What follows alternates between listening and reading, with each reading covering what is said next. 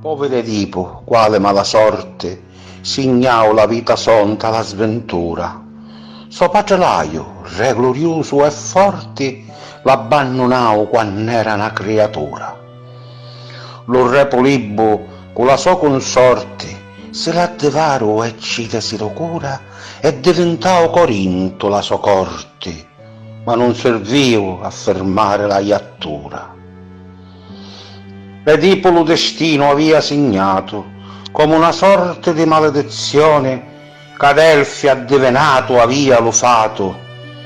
Ammazzalaio senza compassione, e cugio casta poi va maritato, senza sapere che da malazione la fici a cui l'avevano generato, ma ignoto e senza avere l'intenzione. Fra madre e figlio, schiave di lo fato, si consumava così l'atto carnale, e di sto incocchiamento depravato nascero 4 figli naturali.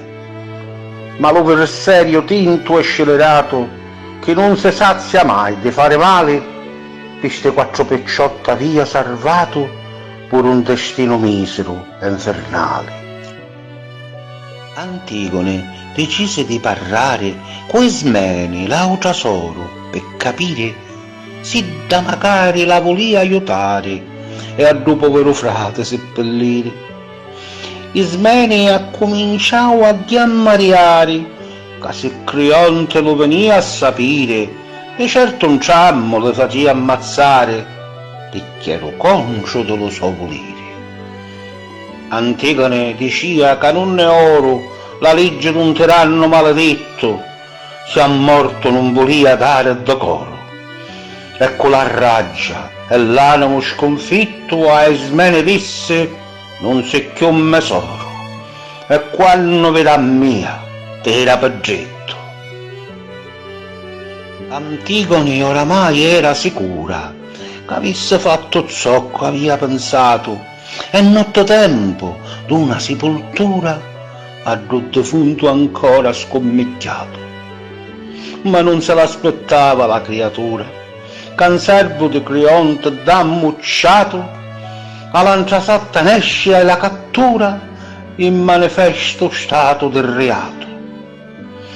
Antigone difenne la sua azione davanti allo tiranno e alla sua corte, e impetta con suo zio per sta questione.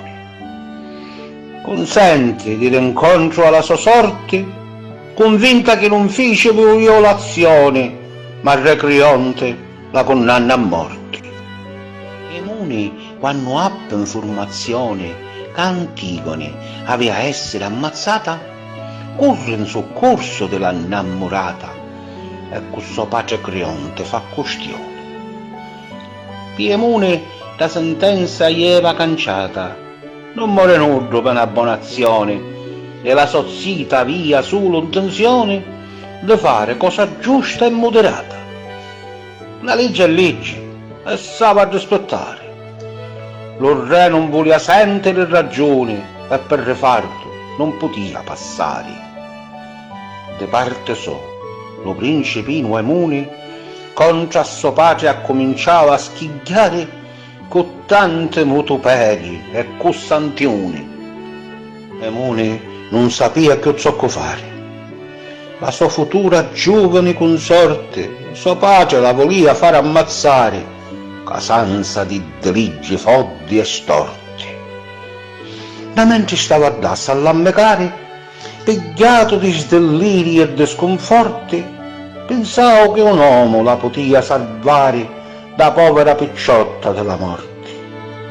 L'orvo Tiresia, con la sua sapienza, poteva con Creonte a ragionare e farci annullare da sentenza. E non corre e va per lo cercare, e quando lo incontravo d'uomo di scienza, la sua faccenda ci mise a contare. Quando Teresia vinni a conoscenza di ciò che a te stava capodanno, mise una mano sopra la coscienza e se ne a incontrare Luterano. Creonte ci mostrava indifferenza per come l'orbo stava ragionando e non voleva annullare da sentenza perché la legge stava rispettando. La legge non aveva nudo valore, Teresia replicava e va canciata se porta a te sdegno e tanto orrore. La questione sapeva sistemare usando l'intelletto e la ragione per darci una svolta misurata. E quasi alla scurata Creonte si ravvisi e con premura partì per liberare da creatura. Na mentre Creonte ieva a liberare da povera picciotta carcerata, non s'aspettava certo di trovare Aemone da grutta sdesolata. Ma nudo la poteva più salvare. Antigone da porta fu trovata e di una corda stava a pennuleare da povera innocente sventurata. Emone paria un forte in taddo loco, schigliava per lo sazio e lo terrore e per la raggia via dall'occhio un fuoco. Che sempre aveva perduto lo suo amore e a Creonte ripetia: perché se dopo vattene re malvagio e senza onore.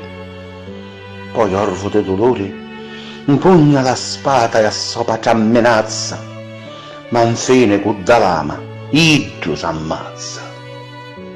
Un messo arrivavo a Tebli e qua frazione contavo la gente tutta da sciaura. Paria una sorta di maledizione caettava la citanta la malura.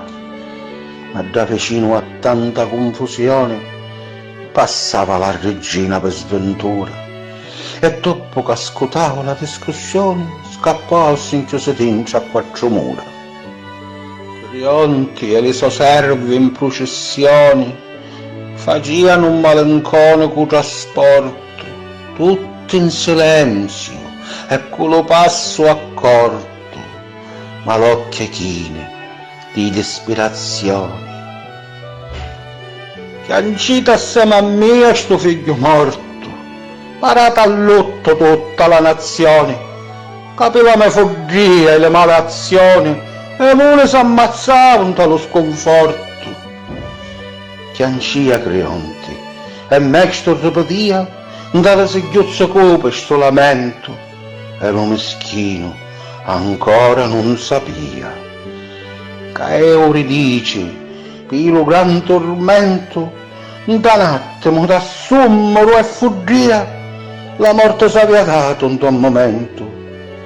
Ora Creonte a stento solo va incontro per lo suo destino come l'uomo più misero e meschino.